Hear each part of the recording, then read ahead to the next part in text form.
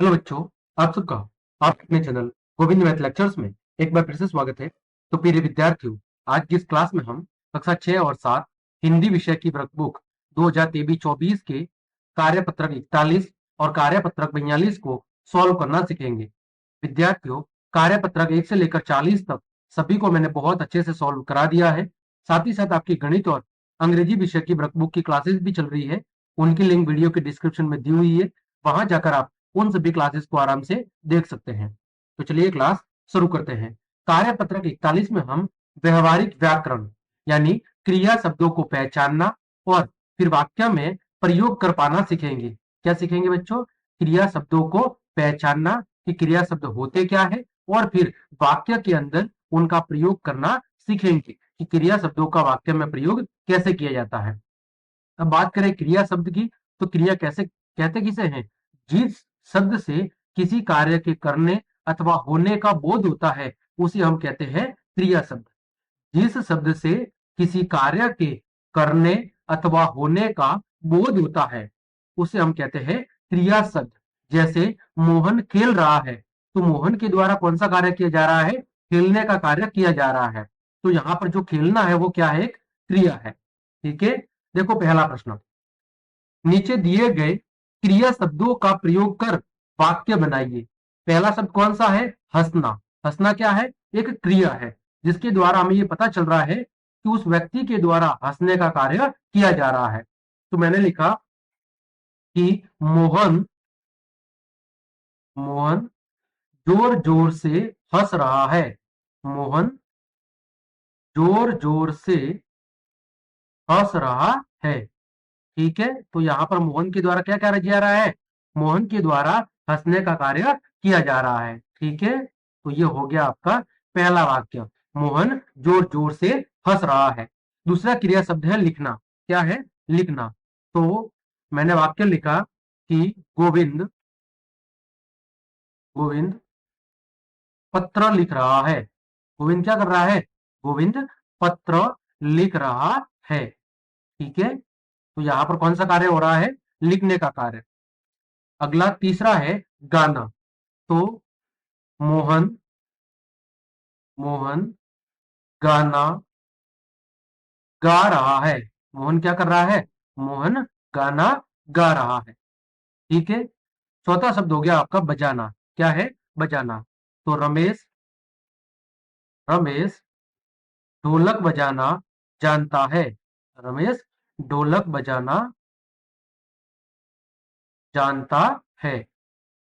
ठीक। ये था आपका प्रश्न संख्या 1, जिसमें हमें इन क्रिया शब्दों का प्रयोग करके वाक्य बनाने थे।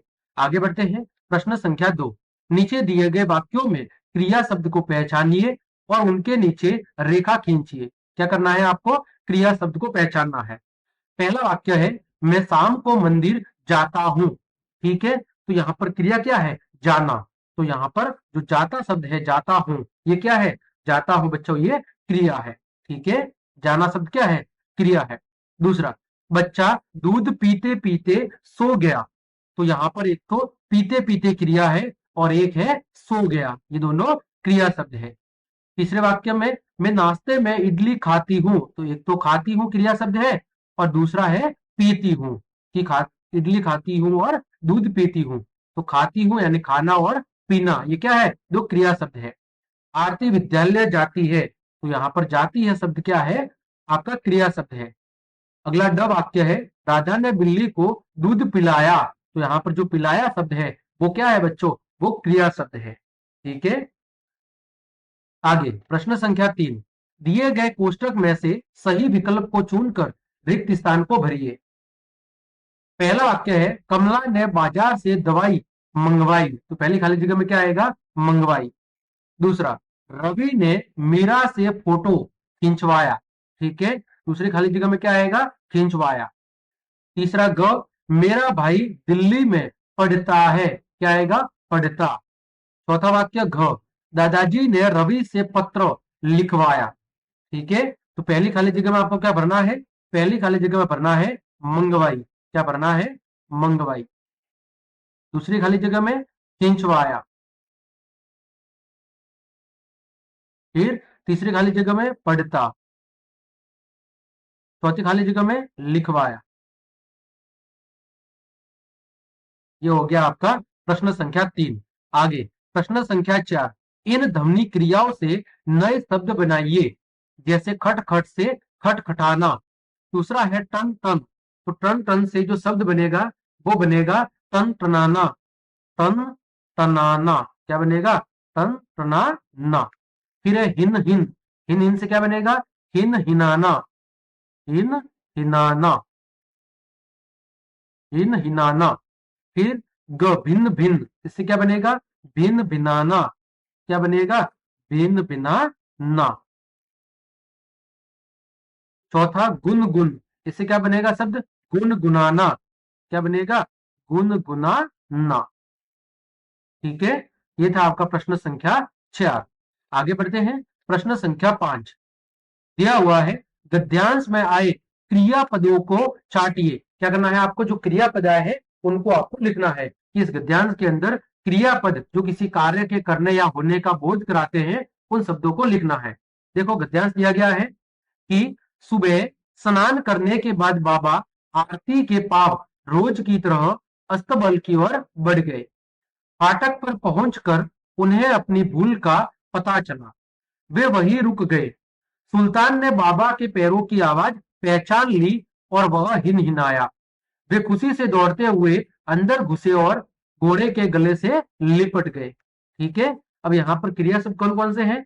तो पहला क्रिया शब्द है स्नान करना। ठीक है, स्नान करना क्या है? एक क्रिया शब्द है। ठीक, फिर दूसरा क्रिया शब्द है आपका, वो है रुकना। ठीक है, तीसरा क्रिया शब्द है बढ़ना। ठीक है, यहां पर दिया हुआ है बढ़ गए, तो यहां पर कौन सा शब्द होगा? बढ़ना। फिर चौथा शब्द है पहुंचकर, यानी पहुंचना क्रिया शब्द है। ठीक है, फिर पांचवा, फिर अपनी भूल का पता चला, तो पता चलना ये भी क्रिया है, एक क्रिया है, पता चलना।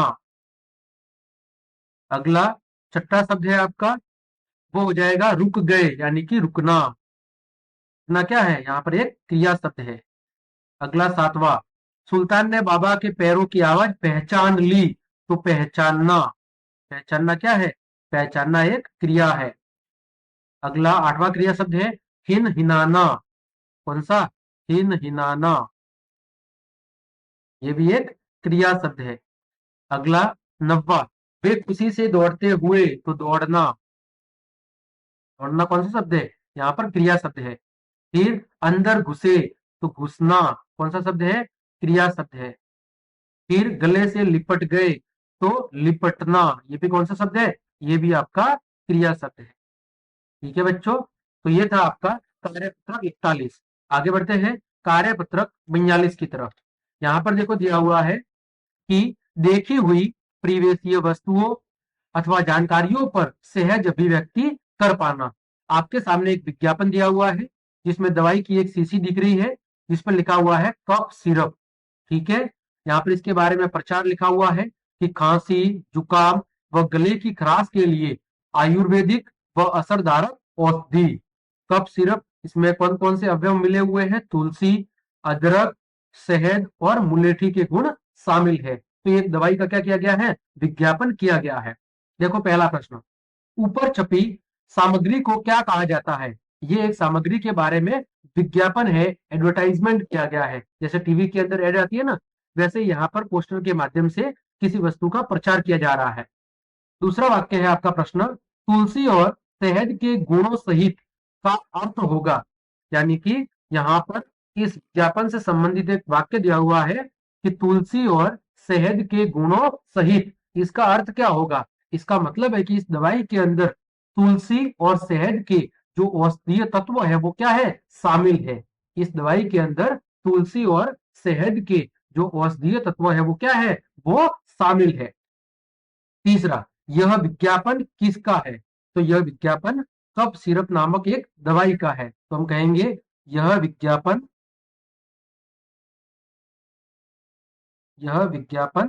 कफ सिरप की दवाई का है। किसका है?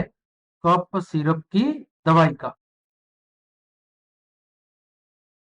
यह विज्ञापन कफ सिरप की दवाई का है। ठीक है। चौथा प्रश्न, इस विज्ञापन में दी गई दवाई में कौन कौन सी औषधियों का मिश्रण है? देखो यहाँ पर कौन कौन सी औषधियां दी हुई है, तुलसी, अदरक, शहद और मुलेठी। इन 4 औषधियों का मिश्रण इसके अंदर शामिल है। तो हम लिख देंगे बच्चों, इस दवाई में, इस दवाई में किसका, एक तो तुलसी, फिर आपका अदरक, फिर था शहद और मुलेठी। मुलेठी, ठीक है। इस दवाई में तुलसी, अदरक, शहद और मुलेठी का क्या है, का मिश्रण है। इन दवाइयों का या इन औषधीय तत्वों का इसमें मिश्रण शामिल है। पांचवा प्रश्न, इस दवाई यह दवाई किस किस रोग के लिए है? यह दवाई किस किस रोग के लिए है, यह आपको बताना है। तो ऊपर विज्ञापन में लिखा हुआ था कि यह दवाई किसके लिए है, खांसी, फिर जुकाम एवं गले की खराश के लिए है। ठीक है, खांसी, जुकाम एवं गले की खराश के लिए है। ठीक है, ये ऊपर चित्र में बताया हुआ है। देखो मैं बता देता हूं आपको कि देखो ये लिखा हुआ है, यह दवाई खांसी, जुकाम और गले की खराश के लिए आयुर्वेदिक व असरदारक औषधि है। तो यहाँ पर हमने लिख दिया कि यह दवाई खांसी, जुकाम और गले की खराश के लिए है। अगला प्रश्न है प्रश्न संख्या 6, आपके घर पर खांसी जुकाम के लिए क्या क्या घरेलू दवाइयां देते हैं, लिखिए। तो हम कहेंगे कि हमारे घर पर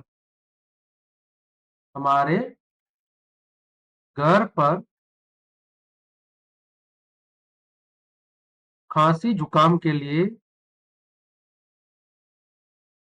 खांसी जुकाम के लिए एक तो तुलसी, अदरक, गुड़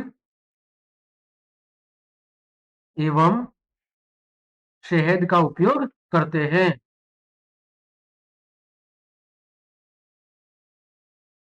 ठीक है, शहद का उपयोग करते हैं। ठीक, ये था आपका कार्यपत्रक 42। तो इस तरह हमने कार्यपत्रक 41 और कार्यपत्रक 42 दोनों के सभी प्रश्नों के उत्तर बहुत अच्छे से जान लिए हैं। उम्मीद करता हूं दोनों कार्यपत्रक आपको अच्छे समझ में आए होंगे। तो क्लास देखने के लिए आप सभी का धन्यवाद। यदि आपको मेरी क्लास और मेहनत पसंद आई है तो ज्यादा से ज्यादा अपने मित्रों को शेयर करें। साथ ही साथ अगर आपने अभी तक चैनल को सब्सक्राइब नहीं किया है तो कृपया करके चैनल को सब्सक्राइब जरूर करें। आज के लिए इतना ही। जय हिंद, जय भारत।